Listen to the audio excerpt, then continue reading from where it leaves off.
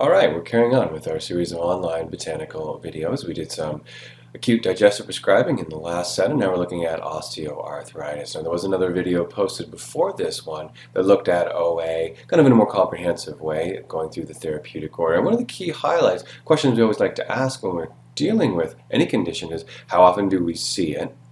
In terms of OA, yes, we do see it actually very regularly. The next question we want to ask, though, is how good are we at treating it? And naturopathically, the answer is pretty good when we take a comprehensive view. But botanically, the answer is actually we're not that great at treating OA botanically.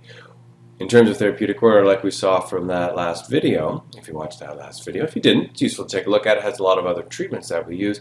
Botanicals are further down our therapeutic order in terms of how we treat OA. Of course, we're going to look at what we can do, and there's still quite a bit that we can do in terms of treating OA with botanicals. So let's get into it, and we'll continue to talk a little bit about the condition as we go. Sounds great. So we've got here, as we often do, we look at a case, osteoarthritis.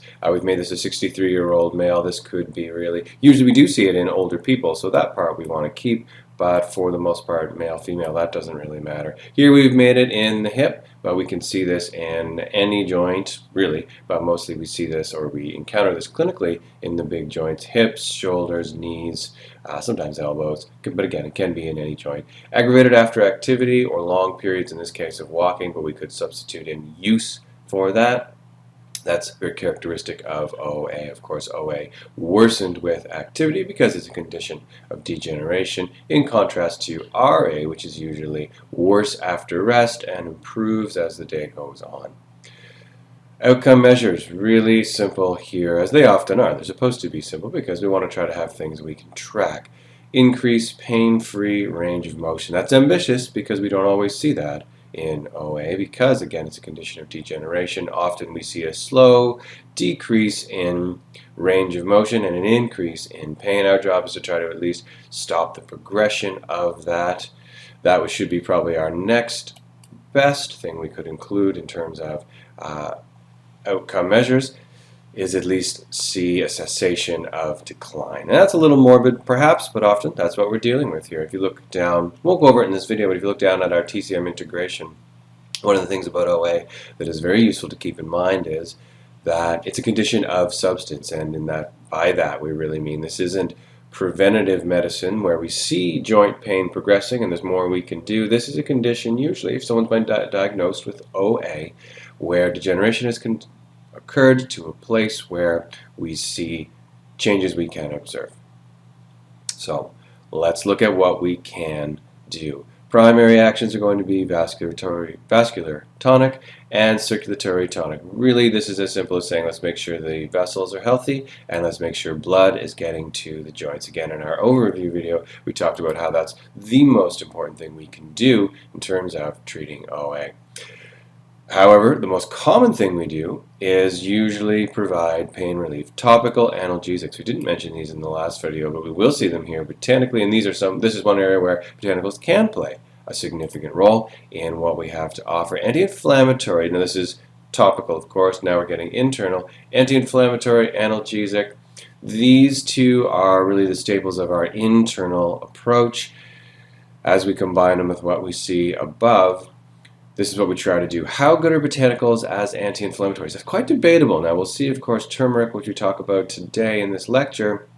That really is the all-star of anti-inflammatory action botanically. There's some others that are okay, but mostly we see them work okay sometimes, and truthfully only okay at best most of the time. Now the last action we have here under others to consider is blood building, and we mentioned this quite a bit. This gets us a little bit back to the idea of vascular tonic or circulatory tonic. Maybe they should have a vasculatory tonic category to make it easier. Blood building means ensuring adequate protein and fat and micro and macronutrients to make sure the joints are getting what they need to repair themselves. If a joint does not have the building blocks for repair, it simply cannot repair and it will continue to degenerate. That's another lecture, that's another topic, that's a little bit outside of botanical medicine, unless, what do we mean by blood building? That's not really an action in botanical medicine. We pretty much mean by this that we're talking about herbs that aid digestion. I knew I couldn't get that right the first time. Aid digestion, and of course you know what's coming next, absorption. This could be carminatives, this could be herbs that heal the stomach, this could be herbs that help heal the small intestine. Let's look at the main ways we treat OA with botanical medicine, and we'll highlight some of the most common herbs. Ginkgo, let's look at it right away. This is one that shows up in a lot of vascular, cardiovascular, look at that, it's our last video. Cardiovascular conditions. This is our ginkgo leaf. This is a beautiful picture of the ginkgo leaf. If you look down at the monographs below, you'll see quite a bit about ginkgo. There are a lot of interesting facts about ginkgo. It's oldest, hardiest tree species on the planet. Really quite robust. A great tree for cities because it can really handle a lot of what cities offer it, and cities don't always offer trees a lot of love. Classic leaf. This and echinacea are probably the two most common herbs that are thought of, or at least used as emblems of botanical medicine, and I do think it's one that actually is quite attractive. It's one of my favorites. This is ginkgo, sometimes called the maidenhair tree. Also, the female trees, hard to see from here, the female trees produce fruits, the males do not. Sometimes ginkgo is called stinko because the fruits generally have a fairly unpleasant smell. Definitely, there are the fruits right there. They are apparently edible. I picked one once and I didn't quite get around to eating it, and I agree, it didn't smell fantastic, but that's what the fruits look like. There, of course, is our very characteristic ginkgo leaf. This picture here is suggesting it is used for the mind, and that's very true. It's used as a vascular tonic. It's probably most thought of as a cerebrovascular tonic. There we go. There's our ginkgo. Looking good. We're using it here as a vascular tonic. Now, our best vascular tonic, which really is more of a cardiotonic, but when we use the berries, we do also get a vascular tonic activity. In general, a lot of times there we go, this is our hawthorn. So there's the flower, which you don't use as much. The berry, which is often what we use over here, and it seems that in European traditions they tend to favor the leaf. Both contain the active constituents we want, but the berry, because of the color and the antioxidants that we find in the berry, we probably get more of a vascular tonic effect here, but this is generally thought of as a cardiotonic. If we use a cardiotonic, that's a nice way. Yeah, you can see here in this picture. They're really abundant. The nice thing is if you find a tree and you know where it is, it really will give you an abundance of berries. And these berries are delicious. You can make a nice therapeutic jam out of these berries. Often we use these, of course, in the cardiovascular system, but we can use them here in treating OA because we do want to improve the delivery of blood. Yeah, that's a nice, boy, I look at this and I just think, oh, I want to eat these because they're so tasty. They have lots of little seeds in them. You do want to kind of mash them, or at least mash them in your mouth, but this is a really nice tree. That's our hawthorn, Crataegus. Circulatory tonics, probably we use these a little more often here, and we have a few. Prickly ash, I think we've seen this a couple times. Let's take a quick look though, just to scope it out again. Prickly ash or xanthoxylum, here's Americanum. There are other species. This is Szechuan spice as well. Another berry. Yeah, we've looked at this in a previous video. This is another berry, although we use the bark, and I do have these little spikes. I haven't really seen, that's probably where it gets its name, prickly ash. I haven't really seen these in the wild, so I can't comment too much on how we find them when we get out there, but it is indeed the bark that we most commonly use. That shows its range, so we should probably be able to find some of it around here. It gets us pretty close. See the Great Lakes regions in through there. But I can't say I've personally seen it. That's our prickly ash. Useful as a circulatory tonic. Cayenne, we've seen this quite a bit. This one I'm sure you already know what this looks like. This is our capsicum cayenne powder, and this one also very good circulatory tonic. The reason we show it here, useful as a circulatory tonic internally. This is a funny picture of cayenne. But also, that's funny that that's what shows up so often. This is more what it looks like. Probably saw what pictures I was referring to there.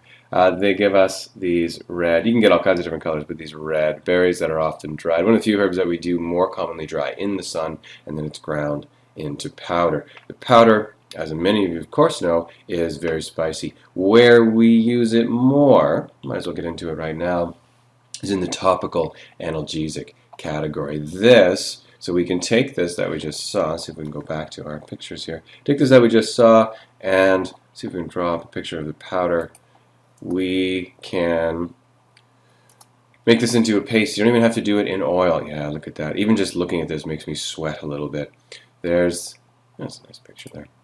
There's a look at the powder, and you can do, of course, green or red. Most of what we see is red. And you can turn this into a paste just using water, and you can have someone rub this on their joints. Now, it's a little messier than if you do it in oil, so often we do use it as a salve. And be forewarned, the salve is quite hot. There are a lot of different intensities, as I'm sure you know, that you can get for our capsicum or cayenne powder. And especially when you do this as a salve, this gets hot and it stays hot for quite a long time. If you do encounter heat later on, so if you've made this into a salve and you've applied it, you'll get relief. You get relief usually fairly quickly because of the heat, but it can be a little too hot and probably just get a bunch of supplement. Oh, look at this, Herb of the Year 2016. I've been talking about Herb of the Year for years. I don't think it made it in 2016, but it is a pretty good one. So we do have these salves. And these are easy to make yourself. You just do some infused oil, and you make it into a salve as you like. If you do encounter heat later on, so if you take a hot shower or a hot bath, that's probably about right there. That's usually about the color. Sometimes it'll be a little darker red. That'll depend on how much powder you leave in or filter out. Personally, I usually leave in quite a bit. And if you do encounter some heat later, take a bath, take a shower, this will get reactivated and you'll actually get quite a bit of heat coming through it. Easy tip, if you do that, don't wash it with hot water, wash it with cool soapy water and start with the soap and then we'll rinse it off with cool water. That's as a topical analgesic. These other ones are quite a bit easier. So we've got mint oil, which you want to be careful with mint oil. This one is so potent that it might be a little too strong. Eucalyptus oil is more mild, but gives you some of that same rubefacient activity. All of these act as rubefacient.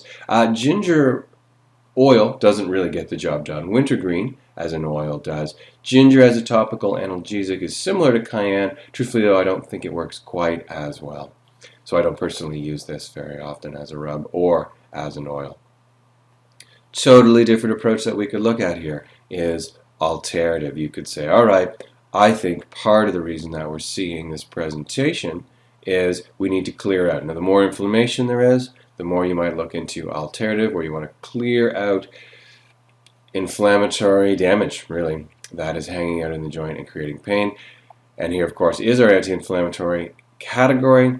Let's look at turmeric. Now, we've said a couple times, I've said a couple times, you might actually disagree with this, that OA is better characterized as a condition of degeneration. And I'll stick with that. But it doesn't mean that there's not inflammation present. There is inflammation present. So any of our anti-inflammatories are good choices. Turmeric seems to be the one that delivers the best results. And the research is pretty good on this one. I will have to say I've looked at it. And unlike some of the botanical research for some of the other herbs that we'll go back to, this one seems to do it. And clinically, this one seems to do it. That's a nice shot of our turmeric there. We see the root. Looks a lot like a ginger root. If you didn't know what turmeric looked like, you'd probably look at it and say, oh, what's with that yellow ginger? They're very similar, and their properties are also similar. Turmeric does, however, obviously if you've tasted it, it has a very unique flavor. It is indeed quite different and a better anti-inflammatory. That's a nice picture of turmeric there. Looking pretty good. Those look more like bugs than turmeric. Okay.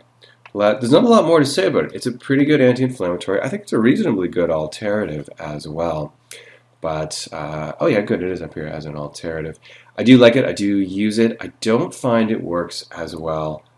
Sorry, I find it works considerably better than Devil's Claw. We'll pull it up and we'll take a look at Devil's Claw, but truthfully, I haven't seen Devil's Claw deliver the goods in terms of, really in terms of treating inflammation. It's a cool looking plant and it has a cool name. Like, look at that, that's Devil's Claw. Look, you can see why they named that Devil's Claw. It's just intense, it's spiky. It's all over the place, but it doesn't really, we see it as an anti-inflammatory. Look at that. You look at that and then you do say to yourself, well, that's got to do something. Look how intense that is. It's got all those spikes. Oh, doctrine of signatures. That's what my joints feel like, so that must help my joints.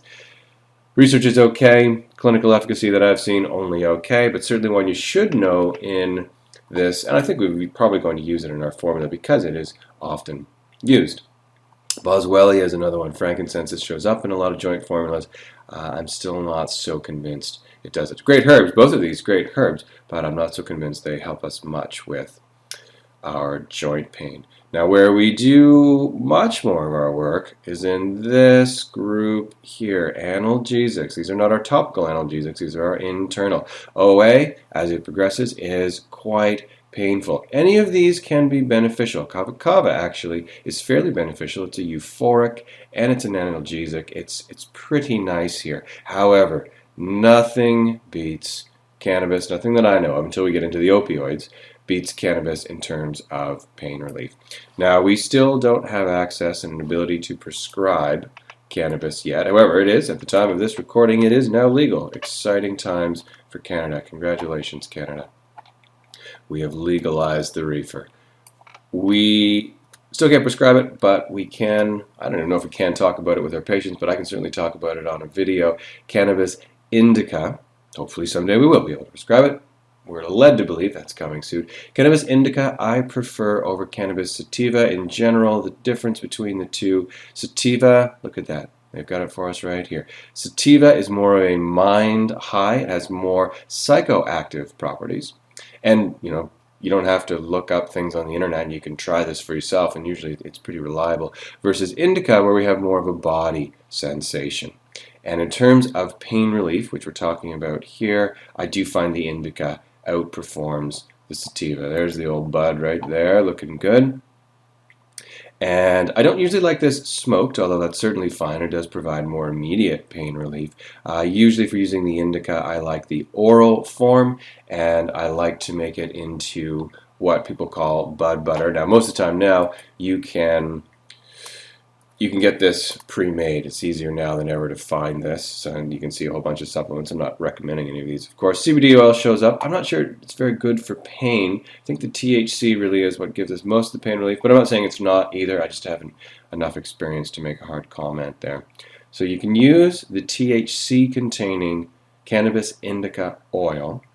And usually what we do, you don't take the straight oil. What you do is you mix that into something, and you can get your dose right by making a large batch of cookies, brownies. Those are the most common ways people like to do that. And then you make a large batch and you learn your dose per batch. Start small, work your way up. As probably some of you know, if you do overdo it with the edible, oh boy, you are in for bad times.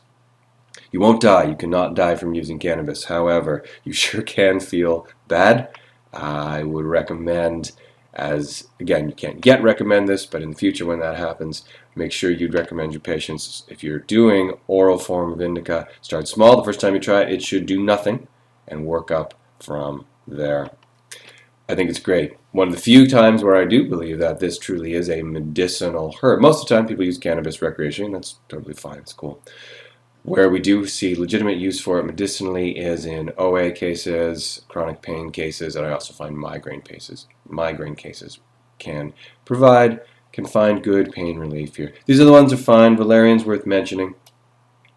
It's a sedative for sure, and it helps put people to sleep. It does help with some pain relief. I don't think if the OA pain is very significant, I don't know that you're going to say, oh, the valerian really took care of it, but valerian can be quite helpful. Nice flower. We use the root. Let's see if we can get a picture of the root here as well. It's a true soporific. That means it puts you to sleep, and we use it more so. Yeah, there's the root. Stinky. Smells like feet. That's true. And there's actually the constituent reasons that it smells like feet are because some of the reasons feet smell, it actually shares with valerian. Doesn't mean you should get close to stinky feet as a sedative, but there are actually some overlaps in the constituent classes there, which is pretty interesting. That's usually what it looks like when we get it. Big pile of valerian. As soon as you open the bag, very intoxicating. Not everyone finds it stinky. I actually think it smells pretty good, but it's definitely a sedative that you can consider as an analgesic. I've included blood-building herbs here. Angelica sinensis. This is a great herb. This is a herb. This is from TCM in particular, though we use it often. Dong Quai This is a herb that is a warming carminative, and those are properties we definitely want to include in treating OA. We've got some other ones as well. The Lingzhi mushroom, which is our reishi mushroom. This is also very good at building blood, working with the immune system. We've also got some other ones. These actually are almost exclusively TCM blood-building herbs, useful to use and probably part of it. Here's an error. That should be not Dan, but Dang Shen. Look at that. We can correct that real time. That's amazing. So that's a summary of our herbs. We'll pause our first video here. We'll pause this video here so that you can have this as one section, and then we'll actually talk about the formula we see down below as another section.